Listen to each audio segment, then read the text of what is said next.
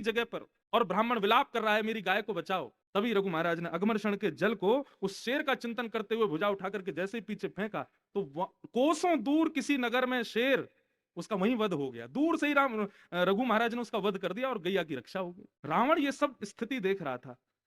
तुरंत रावण वहां से गया और उस जगह जाकर के देखा तो ब्राह्मण की गाय को थोड़ी चोट आई थी और शेर मरा पड़ा था। रघु महाराज ने कोसों दूर से अपने अपने संध्योपासन के बल से उस शेर की हत्या कर दी। रावण बोला भाई ये साधारण नहीं है, क्यों ना कुछ अभिनय किया जाए। नाटक करने में तो बहुत निपुण था ही, जब संत बन के सीता जी का हरण कर लिया उसने, नाटक करना तो रावण को आता ही था। तो शिष्य बन करके रघु महाराज के पास गया। बोले महाराज मैं आपसे विद्या सीखना चाहता हूं, मैंने अभी अभी देखा आपने जो संध्योपासन के द्वारा एक गौ रक्षा की, आप ये विद्या मुझे भी सिखाओ। रघु महाराज बोले ठीक है, नित्य आया करो। और रावण रोज जाता था, रोज उसको कुछ ना कुछ सिखाते थे रघु महाराज। एक दिन रावण ने कहा कि महाराज आप कृपा करके हमारी लंका चलिए ना, एक बार हमारी लंका देख के आओ, हमारी नगरी कैसी। तो रघु महाराज संध्योपासन कर रहे थे, सरजू जी के तट पर बैठे थे, तभी एक सीख उठा करके और एक नक्शा बनाना शुरू किया रघु महाराज ने, और बनाते हुए कहा रावण देखो ये तुम्हारी लंका है।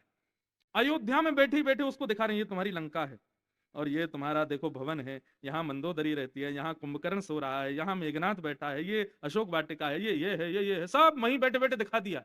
रावण बोला आप आए हैं हमारी लंका? नहीं आए तो नहीं है, लेकिन हम अपने मनोबुद्धि से ही घूम आए हैं, सब देखा है तुम्हारी लंका कैसी। रावण बोला कृपा करके मेरी लंका में चरण पधरा दीजिए, एक बार आप आ जाएंगे तो मैं धन धन्य हो जाऊंगा। रघु महाराज बोले नहीं अभी अभी समय नहीं। अब रावण जिद करने लगा तो गलती से रघु महाराज का हाथ थोड़ा सा उस नक्शे पर पड़ गया, और जैसे ही पड़ा तो कुछ अंश उसका मिट गया।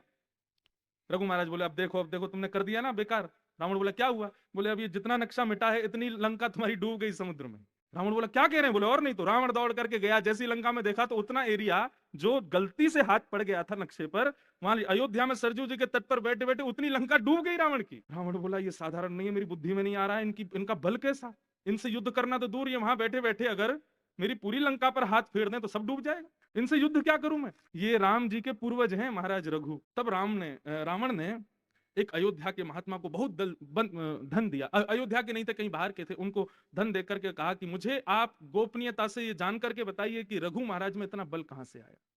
तब उन्होंने बताया कि रघु महाराज की तो धर्म पत्नी है, वो पतिव्रता नारी है। रघु महाराज का स्वयं का बल तो है ही, लेकिन उनके बल को और पोषण बनाता है उनकी पत्नी का पातिव्रत धर्म। वो रघु महाराज के अलावा अन्य किसी के पुरुष को नजर उठा करके भी नहीं देखती हैं, और यही उनका पातिव्रत धर्म